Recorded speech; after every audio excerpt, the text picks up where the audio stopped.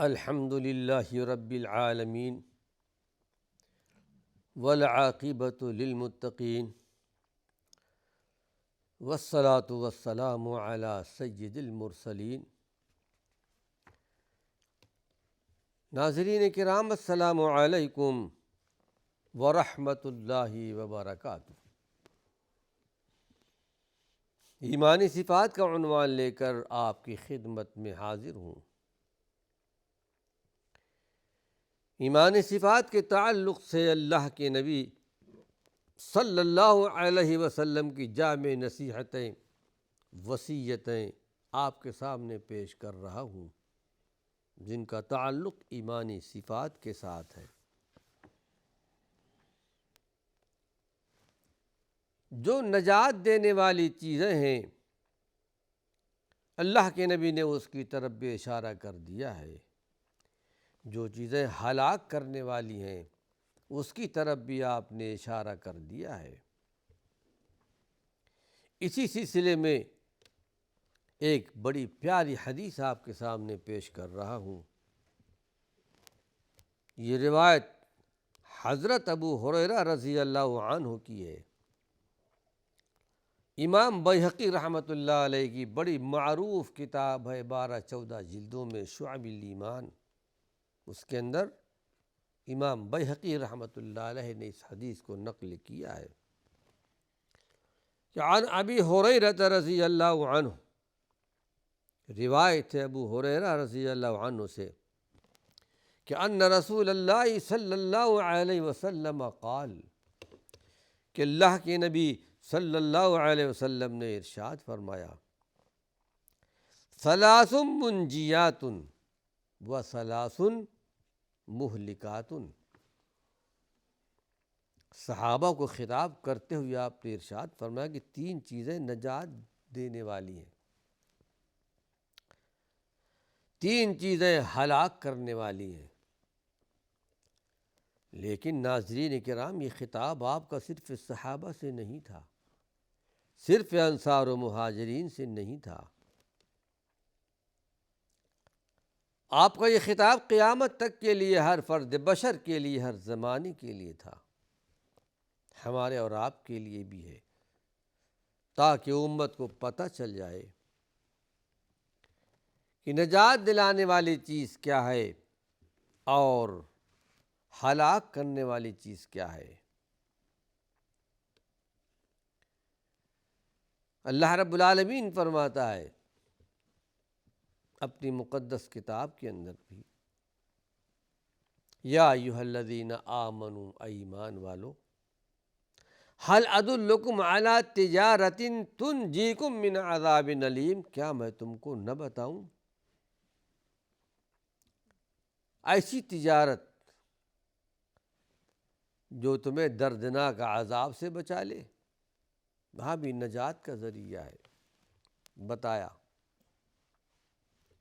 اللہ رب العالمین بھی چاہتا ہے کہ میرے بندے نجات پا جائیں۔ ٹھیک ہے، ہم نے تم کو دنیا میں بھیجا ہے امتحان، آزمائش کے لیے، لیکن تمہاری کوشش ہونی چاہیے نجات والی وہ تمام چیزیں جو بیان کر دی گئی ہیں کھول کھول کر قرآن میں اور حدیث میں، اور اللہ کے نبی نے بھی بیان فرمایا، 3 چیزیں نجات دلانے والی ہیں، سرخرو کرنے والی چیز ہیں، اور 3 چیزیں ہلاک کرنے والی ہیں۔ آئیے اس کی وضاحت آپ کے سامنے پیش کر رہا ہوں۔ آپ نے ارشاد فرمایا، آپ نے وضاحت بھی کی کہ فَأَمَّا الْمُنْجِيَاتُ، نجات دینے والی کیا چیز ہے؟ آپ نے ہمارے سامنے بیان کر دیا کہ فَتَقْوَى اللَّهِ فِي السِّرِّ وَالْعَلَانِيَةِ،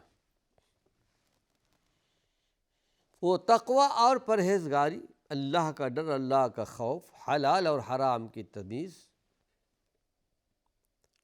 پوشیدہ طور پر بھی، علانیہ طور پر بھی۔ آدمی اگر تنہائی میں ہے، اپنے گھر میں ہے یا کہیں بھی ہے، جب بھی اللہ سے ڈرتا رہے، جب بھی تقوی طہارت کا خیال رکھے،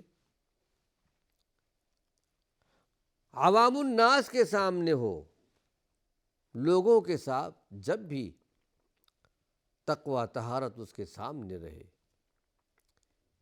کوئی بات ایسی نہ ہو جو اسلام کے خلاف ہو، دین کے خلاف ہو، توحید کے خلاف ہو، نیت صرف اللہ کی رضا، اللہ کی خوشنودی ہو، یعنی ہر حال میں اللہ سے ڈرتا رہے،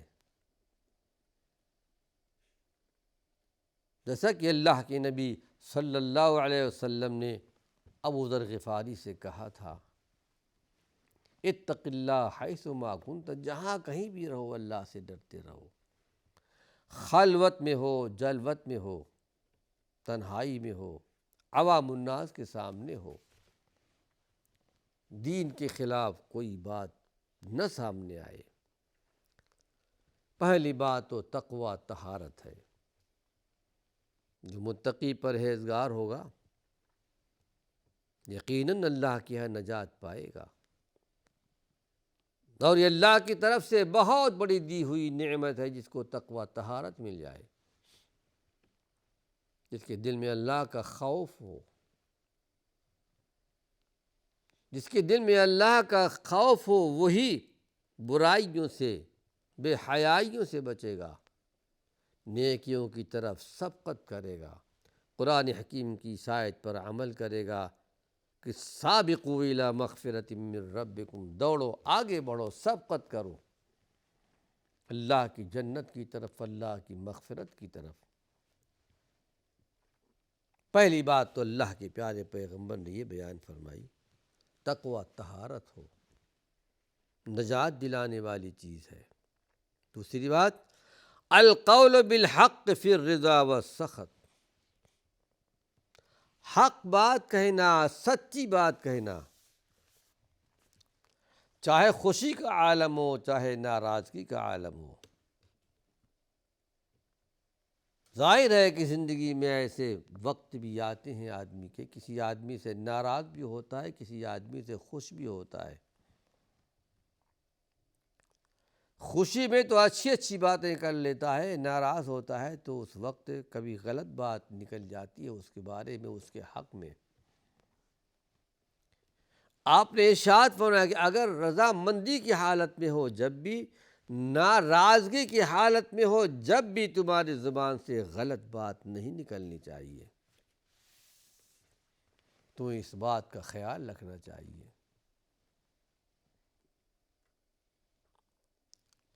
کیونکہ اللہ کے نبی نے ارشاد فرمایا، قل الحق ولو کان مرا، حق بات کہہ دو، کہنا تو ہے حق بات اگرچہ وہ کڑوی ہی کیوں نہ ہو، لیکن یہ ہے کہ اسلام اور دین کے خلاف نہ ہو۔ اللہ رب العالمین سچا ہے، دو مقام پر یہ آیت آپ کو ملے گی، ومن اصدق من اللہ حدیثا ومن اصدق من اللہ قیلا، اللہ سے بڑھ کر سچ بولنے والا کون ہے؟ قولہ الحق، اس کا قول حق ہے، اس کی بات سچ ہے۔ پھر دو مقام پر آپ کو یہ آیت ملے گی جس میں اللہ رب العالمین نے ارشاد فرمایا کہ یا ایھا الذین آمنوا، اے ایمان لانے والو۔ یہ سورہ النساء کے اندر بھی ہے اور سورہ المائدہ کے اندر بھی ہے، کونوا قوامین بالقسط شہداء للہ، انصاف کے ساتھ، انصاف پر قائم رہو، سچی گواہی دو اللہ کے لیے، اگرچہ تمہارے خلاف، تمہارے جانوں کے خلاف بھی کیوں نہ ہو، سچی گواہی دینا، حق بات کہنا۔ یہاں کہا گیا والقول بالحق، حق بات کہنا، عدل و انصاف کے ساتھ بات کرنا، اگرچہ تمہارے نفسوں کے خلاف کیوں نہ ہو، تمہارے والدین کے خلاف کیوں نہ ہو، رشتہ داروں کے خلاف کیوں نہ ہو۔ سامنے والا آدمی غنی مالدار کیوں نہ ہو، سامنے والا آدمی اگرچہ وہ غریب مسکین ہے، اس پر رحم کرتے ہوئے جب بھی تمہیں حق کا ساتھ دینا ہے، اور یہ کہ ہر حال میں تمہیں صرف حق ہی بات کرنی ہے، ناحق بات نہیں کرنی ہے۔ قاضی شریح، جس کو حضرت عمر ابن خطاب نے قاضی مقرر کیا تھا، تابعی تھے، 60 سال تک مسند قضا پر رہے۔ ایک مرتبہ ان کے بیٹے کا معاملہ تھا، کسی معاملے میں کسی زمین کے بارے میں پوچھا بھی اپنے والد سے، میرا یہ موقف صحیح ہے یا غلط ہے؟ صحیح ہے تو پیش کروں، غلط ہے تو کیا میرے حق میں فیصلہ ہو سکتا ہے یا نہیں؟ کہا بیٹے مقدمہ دائر کر دو۔ اور قاضی خود قاضی شریح تھے، مقدمہ پیش کیا گیا۔ قاضی شریح رحمۃ اللہ علیہ نے اپنے بیٹے کے خلاف فیصلہ کر دیا، لیکن ناحق پر تھے۔ گھر آنے کے بعد کہا ابا جان آپ نے مجھے رسوا کیا ہے، پہلے ہی بتا دیے ہوتے۔ کہا بیٹے اگر پہلے بتا دیتا بہت ممکن تھا کہ تم اس کی زمین پر قبضہ کر لیتے، مجھے معلوم تھا تم ناحق پر ہو۔ اب اس کی زمین اس کو مل گئی۔ بیٹے تم مجھے محبوب ہو، بہت زیادہ محبوب ہو، لیکن اللہ رب العالمین تم سے بھی زیادہ محبوب ہے۔ یہ ہمارے اسلاف کا طریقہ تھا، حق اور انصاف، سچائی کا یہ عالم تھا۔ اللہ کے پیارے پیغمبر نے دوسری بات بیان فرمائی، والقول بالحق فی الرضا والسخط، خوشی کا عالم ہو یا ناراضگی کا عالم ہو، تمہاری زبان سے حق ہی بات نکلے۔ تیسری بات اللہ کے پیارے پیغمبر نے بیان فرمائی، بڑی پیاری حدیث ہے، والقصد فی الغنى والفقر، دولت مندی کا زمانہ ہو، مالداری کا زمانہ ہو، جب بھی، یا فقر و فاقہ کا زمانہ ہو، جب بھی میانہ روی اختیار کرنا، درمیان کا راستہ اختیار کرنا۔ اگر اللہ رب العالمین نے دولت سے، مال سے نوازا ہے، اللہ کے راستے میں خرچ کرو، خرچ کرنے کا حکم دیا گیا، لیکن ذرا توجہ کے ساتھ، ایسا نہیں کہ سارا کا سارا مال اٹھا کے دے دیا، اب بیوی بچوں کے لیے، کسی کے لیے کھانے کے لیے کچھ بھی نہیں ہے۔ درمیانہ راستہ اختیار کرو۔ اور قرآن حکیم میں اللہ نے 2 مقام پر اس بات کا ذکر خیر کیا ہے کہ وَلَا تَبْسُطُهَا كُلَّ الْبَسْطِ، جہاں خرچ کرنے کا ذکر کیا گیا ہے،